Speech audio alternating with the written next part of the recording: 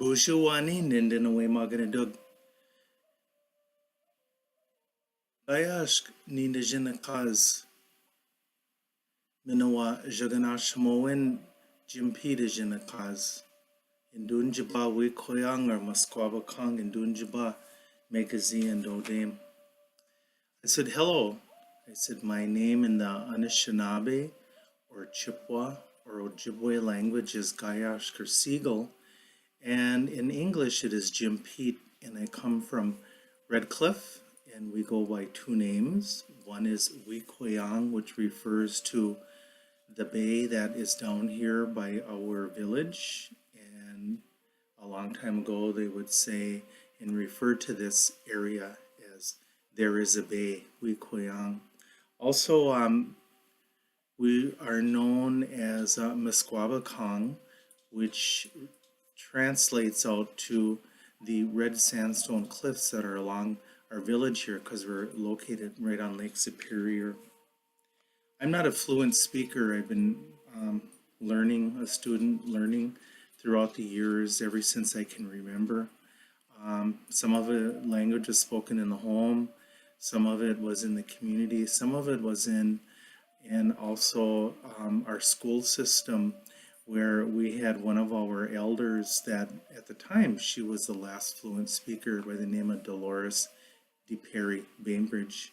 And when she would teach, she learned from her grandparents. She was raised by them and they spoke the language fluently, so that was her first language. And as she started getting into the teaching and the sharing, at that time in the 1960s and 70s, she utilized Father Frederick Baraga's alphabet and the way that it was translated into many different pieces. So we had a social club here of women, and they were called the Gitchigumi Club, and they did a little fundraiser at one of their meetings because they wanted to purchase this dictionary that was written by Father Baraga, and so it's been a part of our community for many years.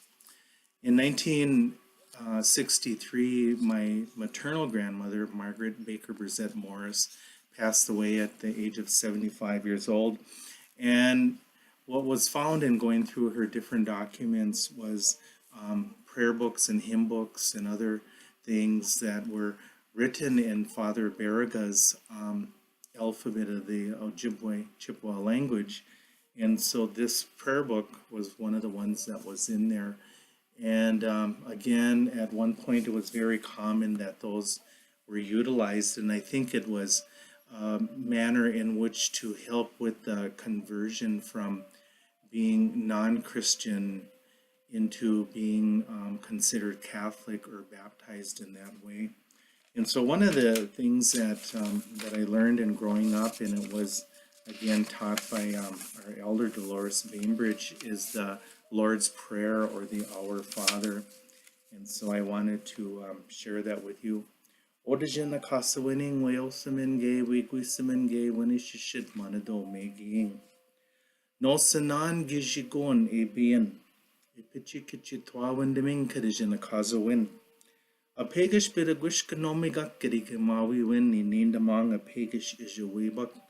Dibishko gijigon migo gay king. Mijishanam non gom gijigak nin bakwajikanamanan. Bunnikate tawangadwaga ga ishi nishkigoyan.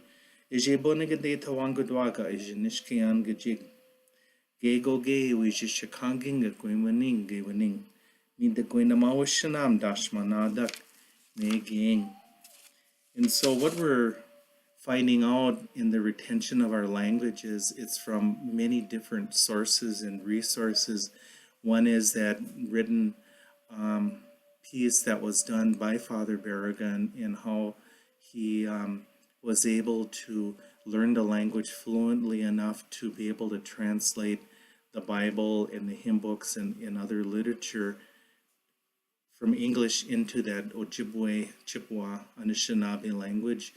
The other part is in the late 60s, some of the people that were the fluent speakers again were worried about the language being lost, and so they started working on a double vowel system, a written system that's used, and that's been pretty much common throughout our area into the schools and into the community. And then also there's just the oral part and people that are sharing things. For myself, in trying to continue to learn the double vowel system, I go back a lot of times to the written format of Father Baraga's method because that's how I learn. The other part is phonetically, and so a lot of different ways are utilized. But I did want to share that how that has been very much a part of our community. We are close to Madeline Island, Moning, Gwinnett, Conning, and there was one of the settlements that was over there of the Anishinaabe people, and we've been in this area. It's estimated close to 1,000 years. Our migration story brought us from the East Coast to various stops where it was discovered that it was on Madeline Island. So if you go over there, there is some historical documents and also buildings like the museum that's over there, the old Indian cemetery that does have a mixture of graveyards in the Christian way as well as in the spirit house in the Indian way. And there is dedication to also Father Baraga in acknowledging them. So I want to thank you for that, and hopefully this will also help have an understanding how that's, even though it was in the mid 1800s, that it's still very much a part of our community and the retention of our language, culture, traditions, and history.